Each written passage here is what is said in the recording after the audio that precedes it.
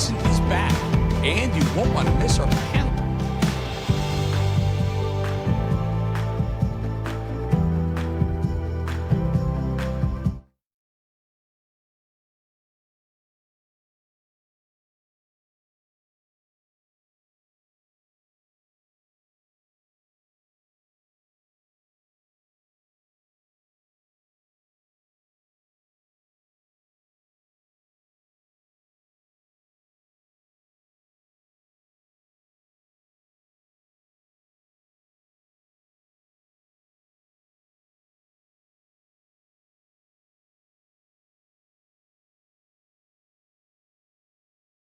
Ahead on America This Week, United We Stand. What we're seeing now is, while case numbers are going down on average, they're more widespread. My conversation with the nation's doctor, U.S. Surgeon General Vice Admiral Jerome Adams is here. It's really a race for the vaccine. And in the meantime, what you try to do is limit the number of infections. Plus, pandemic expert Dr. Dena Grayson is back. And you won't want to miss our panel of experts' predictions for Joe Biden's running mate. That and so much more right now on America This Week, United We Stand.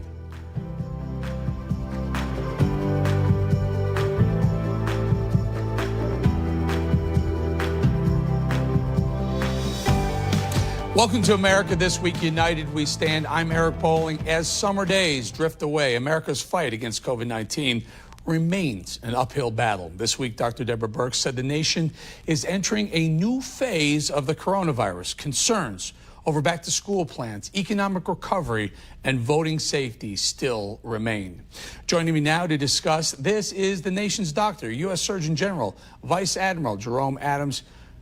General, thank you so much for joining me. I'm concerned about this, and I want to just go right to that Deborah Birx soundbite talking about a new phase. Help us out here. Take a listen. But I want to be very clear. What we're seeing today is different from March and April. It is extraordinarily widespread. It's into the rural as equal urban areas. So General, what do we do about this? This is a new phase. And by the way, will there be yet another phase after this one? It feels like it's coming in waves. Your thoughts? Well, important for the American people to understand that we are making progress. I looked at the numbers right before I got on with you. Case counts on average nationally are trending downward. Positivity rate is trending downward, but this is a very different situation than what we were in March and April, where New York, New Jersey, the Northeast was particularly hard hit, and the rest of the country really didn't have as much of an experience with COVID-19. What we're seeing now is, while case numbers are going down on average, they're more widespread. And so people in the Midwest, people in the South and Southeast, people all over the nation are now seeing individuals get hospitalized and, unfortunately, some people dying from COVID-19. And that's why we really need to understand the 3 W's. Wash your hands, wear a face mask, and watch your distance are going to be what gets us out of this as a nation. General, take a listen to, this is from Axios on HBO. John Swan, a friend of ours, spoke to President Trump kind of at length about COVID-19. Take a listen to this interchange. It's getting a lot of interest on both sides of the aisle. Listen. They are dying. That's true. And it is what it is. But that doesn't mean we aren't doing everything we can. It's under control as much as you can control it. This is a horrible plague that beset us. So, General, I think the question is, and President Trump is being judged, and he may even be elected or not based on the coronavirus response. He said right there, we're doing everything we can. Care to comment on that? Are we? Well, one of the things I want the American people to understand is that case counts are going down. Many people are doing the right thing, but case counts are what you see before you see hospitalizations go down. So you do the public health measures, 2 to 3 weeks, you see case counts start to go down, another 2 to 3 weeks before you see hospitalizations go down, and another 2 to 3 weeks before you see deaths go down. So one of the challenges is people out there seeing hospitalizations still going up in many regions. They're seeing, unfortunately, people passing away in far too many regions, but that doesn't mean that we aren't making progress and that we aren't doing the right things.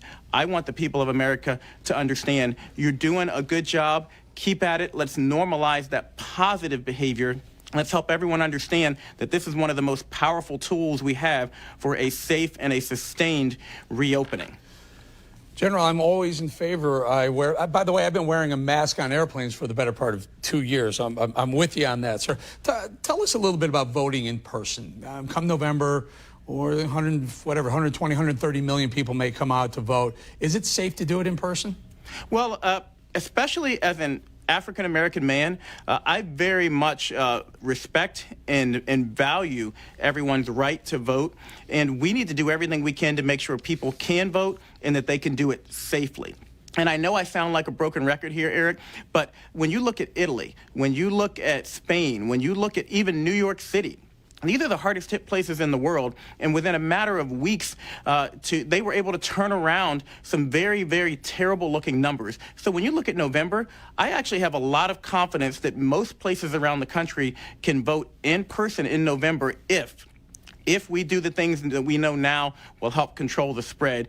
Wear a mask, watch your distance, which means stay at least 6 feet from other people and avoid crowded indoor spaces, and wash your hands. If we do that, we can vote. General, do you think we need maybe some sort of staggered voting? Because as you point out, keep your distance or watch your distance is one of the 3 W's. I've been involved and I've seen lines to vote in normal times down the block and left and right. And if you add 6 feet distance to that, will people just give up and not vote? My question is, should we stagger maybe odd even days or odd even hours for your address or you know, by your last name? Should we stagger the times you can vote just to keep this a safe voting process?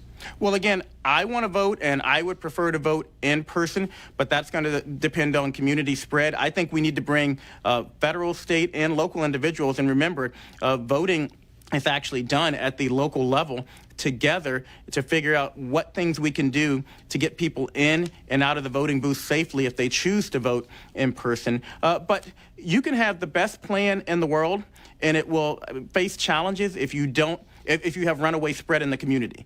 You can get away with a less than stellar plan if you have no viral spread in the community. So it comes back to us exercising our personal responsibility, doing the things that we know are effective to slow the spread of this disease.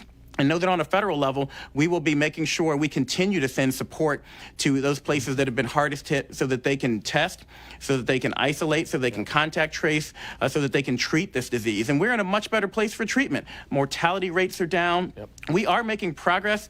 We need to prevent. The final point I'd make is that people need to go to coronavirus.gov or go to their State Department of Health website, trusted resources, because we've got a pandemic of misinformation just as we have a pandemic of virus. Right. But armed with the facts, we can vote, we can open schools, we can get back to worship, we can get back to some sense of normal while we wait a vaccine, which we are expecting now by the end of the year or early next year. Surgeon General Jerome Adams, thank you so much for your time again.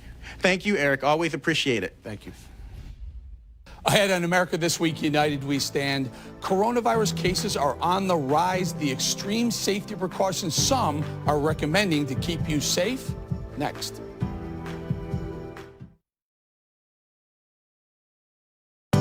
United we stand, we never fall. This perilous fight, it takes one and all.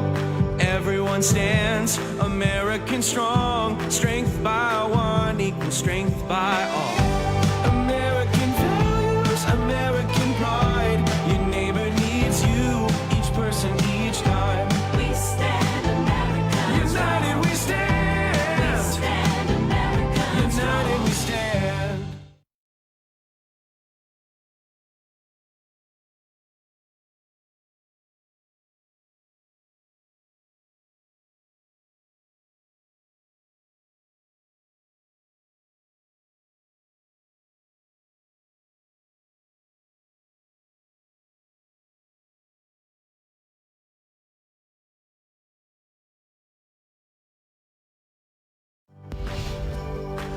As the coronavirus continues to spread, some experts recommend some extreme measures. Medical reporter Liz Bonus with WKRC has more. It's true. We might all be better protected against COVID-19 if we could live or at least do group activities in a bubble, right? Especially since the White House Coronavirus Task Force coordinator is warning Americans of a new phase in the pandemic. The virus is now more widespread and moving into rural areas. And that's why we keep saying no matter where you live in America, you need to wear a mask and socially distance, do the personal hygiene pieces. But more importantly, if you're in multi-generational households and there's an outbreak in your rural area or in your city, you need to really consider wearing a mask at home, assuming that you're positive if you have individuals in your households with comorbidities. In addition to that, the nation's top infectious disease specialist recently said, if you have an eye shield and you'd like to wear it, it could help because virus could enter to the eye. That's not a recommendation that everybody should be wearing an eye shield. Okay. So the question then is, who should go to these extremes? Wearing perhaps protective eyewear, putting on an extra face shield. And when should you do that? Well, if you talk to most infection control providers, they'll tell you you should do that when you or someone you love is at extreme risk. If somebody coughs in your face who has the disease. So I think it's really a matter of risk stratification.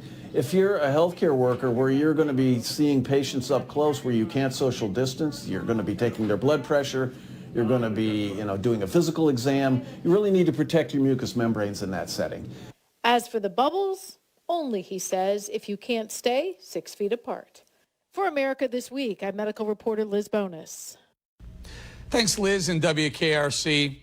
There's an unexpected consequence of the pandemic, a coin shortage. Business owners are now left asking for loose change or cards only. Joining me now is Dr. Dena Grayson. Dr. Grayson, tell us a little bit about this. And I fully understand this, but I want you to explain it. What's going on? Why aren't people using coins? Well, Eric, people are concerned about those coins. You get change from somebody. Who just touched those coins? And they're worried about actually catching coronavirus. I think that people are taking precautions. It's a wise thing to do, basically to have sort of touchless paying methods, or where you only touch your credit card and not money. Obviously, some people need to use cash, and that's fine, but wash your hands, don't touch your face. So that's really what's happening here. And as a consequence, unfortunately, we also had the pandemic shutting down the mint. So we had this reduced production of coins with, coupled with this decreased circulation of coins because people are appropriately trying to avoid touching, foreign objects, if you will. Makes a lot of sense. And the reason why the government is asking you to continue to circulate our coin currency is because it costs them, in some cases, certainly the penny, possibly the nickel. It costs them more to produce a penny than a penny and a nickel than a nickel. So they want to keep it moving because if they have to keep producing it, you could basically hoard your coins. What about paper currency? Well, Eric, unfortunately, the same thing goes for paper. It does appear there was one study published several months ago that perhaps coronavirus doesn't last as long on paper versus metal objects. But even still, if you go to a cashier and somebody's handing you paper money that somebody else had just handled who was infected with coronavirus, that could pose a potential risk. I do want to point out, though, that most of the spread does occur to be happening through the air, person-to-person contact through the air. But still, people should take appropriate precautions. All right. Well, Doc, then let me ask you this. From the very beginning, they've told us it's okay to go pick up some food from a restaurant on takeout. But what's the difference between a dollar bill and the packaging you hold when someone hands you a paper bag? Eric, that's a great question. And in fact, what I've advised people for many months to do is as soon as you get home, as soon as you break that coronavirus-free bubble of your home, you have to assume anything you touch could be contaminated. Every person you cross could be infected. So when you get home, you want to take the contents of your takeout, pour it into your own clean bowl or plate or however you're going to eat, throw the packaging away and wash your hands and wipe down the counter with soap and water. That would be the safest way to go. So there are ways to get takeout and do it reasonably safely. And it's certainly a lot safer than sitting inside, of course, indoors and dining without a mask. Very quickly, about a minute or so, Doc, Dr. Birx had said we're entering a new phase of the coronavirus. I think you predicted that. I'm pretty sure you predicted that. Do you think this new phase will push us, and you did before, will push us into another, mandatory quarantining? Well, Eric, we're sort of slowly heading in that direction. We've seen a good downturn, at least appears, in the number of new cases. But that's really a consequence of people wearing masks and staying home. But now there's this big push to reopen schools. And we saw what just happened in Israel. They reopened their schools and they're warning us, don't do it. they had the largest outbreak probably in the entire world in Jerusalem because of a school that reopened. Well, but Doc, will it ever get any better? And in other words, we can talk about not going back to school or not going back to work or not voting in person, but if we don't ever do this, aren't we going to be chasing our tail forever, just realizing we're never going to get herd immunity to the point where we can go do things again, or a vaccine? Well, I think you nailed it, Eric. It's really a race for the vaccine. And in the meantime, what you try to do is limit the number of infections, because what happens is those infections start in younger people, but then they spread to your older, more vulnerable folks. And those are the ones that really have that high chance of dying. And we're trying to buy time to get those vaccines available. The data so far look very, very encouraging for one or more of the vaccine candidates. And, I called for this many months ago, and including here on your show, Eric, is that, to ramp up production of those vaccines far in advance of having the clinical data. And that's exactly what's happening. So we do have a shot sometime early next year, potentially, of starting vaccinations. But, everyone cross their fingers, say a prayer, because we've got a lot of these vaccine candidates with data coming later this year. All right, Dr. Dena Grayson, as always, good to have you on, clearing a lot of things up. Don't touch your coins or your cash. I'll talk to you next week, Dr. Dena. Thanks, Eric. See you next week. Coming up on America This Week, United We Stand, Joe Biden's running mate is all the talk this week. Our panel of experts weighs in on the choices next. While the media is laser focused on COVID, opioids continue to ravage America.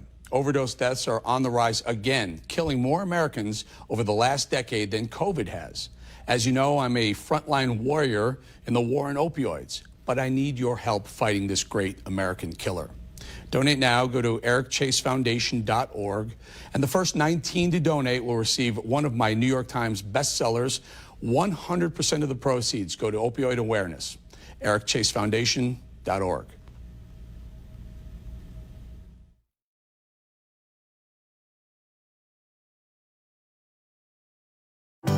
United we stand, we never fall. This perilous fight, it takes one and all. Everyone stands, American strong. Strength by one equals strength by all. American values, American pride. Your neighbor needs you, each person, each time. We stand American strong. United we stand. We stand American strong. City by city, state by state, town by town, stand American great. Everyone stands American strong. When strength by one equals strength by all. American values, American pride. Your neighbor needs you, each person, each time. We stand American strong. United we stand. We stand American strong. United we stand.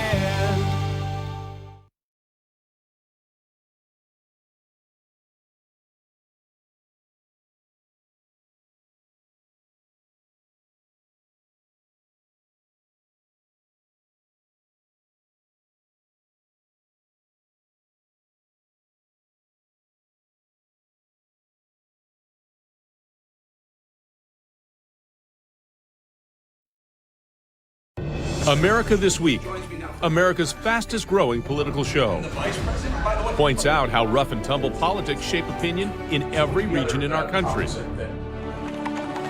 We tell American stories, stories that touch our people, determine our politics, focus on the future of America. I'm Eric Bolling. Join me for a fascinating look at America This Week. There has been a lot of talk this week about Joe Biden's picking his running mate. Joining me now to discuss the possibilities and potential impacts are Democratic strategist Kelly Hyman, the vice chair of the American Conservative Union, Charlie Gerow, and national security and foreign policy analyst Ari Aramesh. Thank you all. Let's start with you. Kelly, you're on top. You're from a library. It looks like Ari's from London somewhere and Charlie's in a car driving around. Kelly, we'll start with you. Who will Joe Biden pick and who should Joe Biden pick? Well, Joe Biden should pick Michelle Obama. She would be a great choice. So, Miss Obama, if you're listening, please, please, please accept the nomination. She is well liked by the Democratic Party and the American people. However, I do not think that she'll take the nomination, and so I think that Biden will ultimately pick Susan Rice. There you go. That's an interesting, you know, I think that Susan Rice and Kamala Harris are the odds-on favorites. And again, we're doing this prior to any pick. But I agree with you 100%. Michelle Obama, he should pick her. She should take it. Even if they don't win, you come back next time and Michelle Obama, if she wants to, if she's any aspirations to be president of the United States, wouldn't be a bad time to start that. What about Charlie Gerow? What do you say? Who should Biden pick for VP, and who will he? He should pick the person who is most qualified to be the next president of the United States, because the chances that the president lasts an entire term may be quite limited given his age and personal condition. So I think people are going to be looking very, very seriously at who can lead the country. And Joe Biden has obviously cut off a significant portion of the population by saying he'll only select a woman. And now there's a strong hint that he'll only select an African-American woman. Who will he pick? I think he'll pick Kamala Harris because, frankly, she's a safe pick, and he's running a Rose basement strategy, which is based on pure safety. All right. By the way, eyes on the road, Charlie. Eyes on the road while you're talking. We'll work around that. All right. Who should Joe Biden pick, and who do you think he will? See, I want to make a transition of what you said. Eyes on the road, safety first. Safety first. Electability, electability, electability.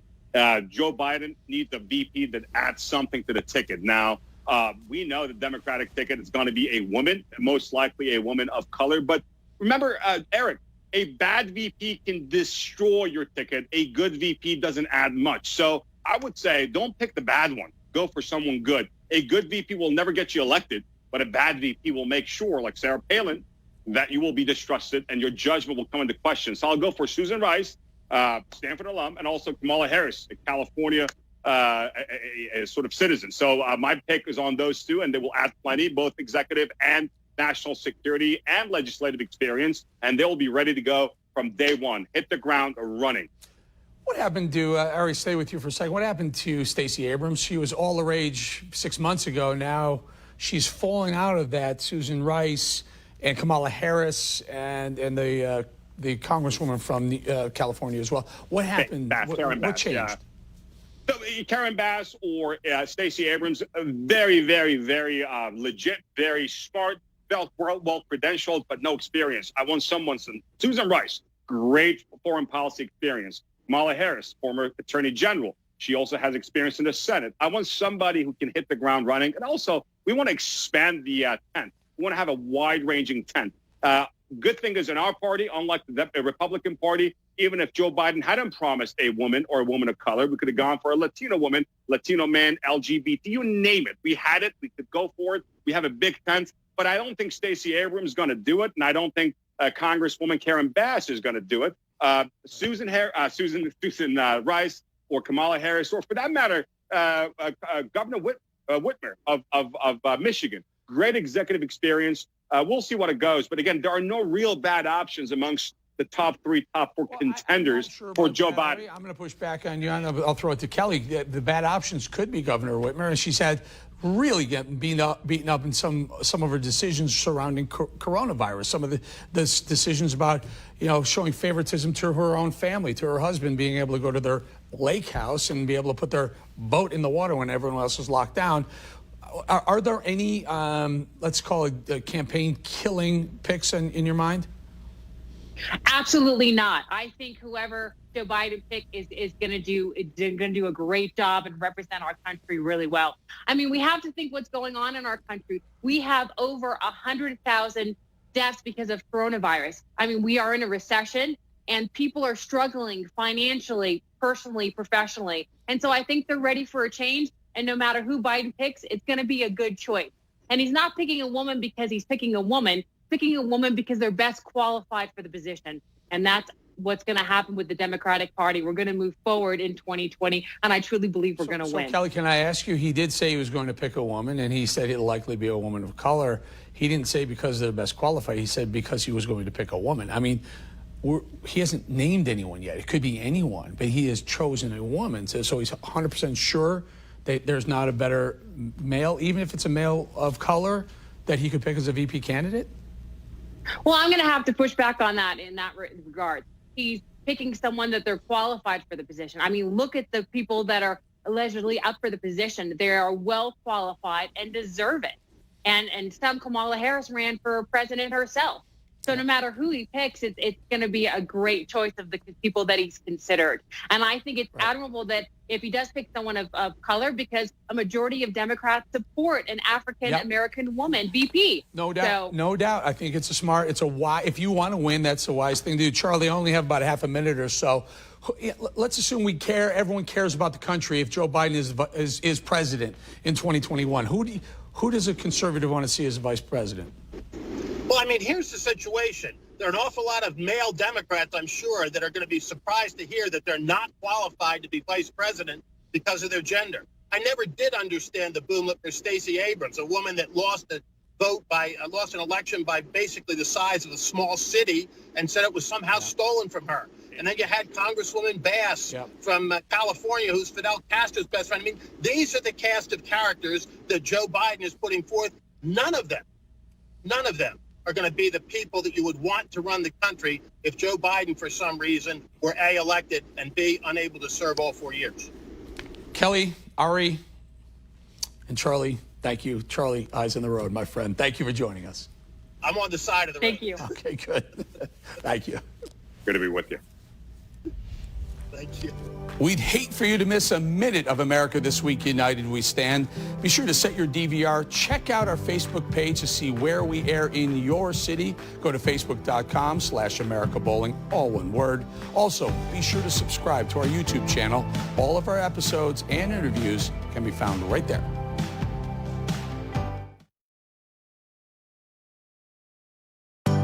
United we stand, we never fall. This perilous fight, it takes one and all. Everyone stands, American strong. Strength by one equals strength by all. American values, American pride. Your neighbor needs you, each person, each time. We stand America. United we stand. We stand America. United we stand.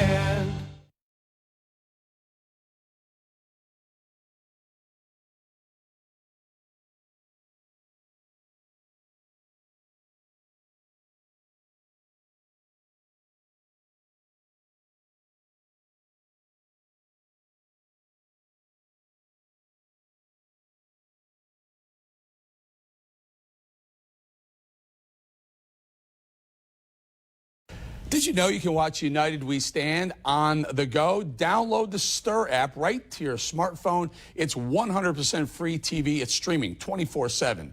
United We Stand airs every Sunday morning at 6:30 a.m. on your local Stir City channel. That's channel #1 on your smartphone or on your TV, on Roku, Apple TV, and others. Plus, you can check out all of our best interviews on that app. Every show is at your fingertips and always 100% free all the time. Thank you for joining me for another fantastic episode of America This Week United We Stand.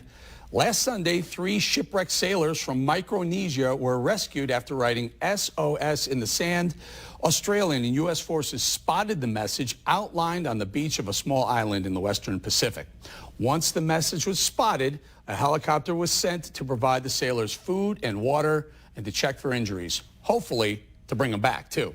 Tonight, we leave you with images from that rescue.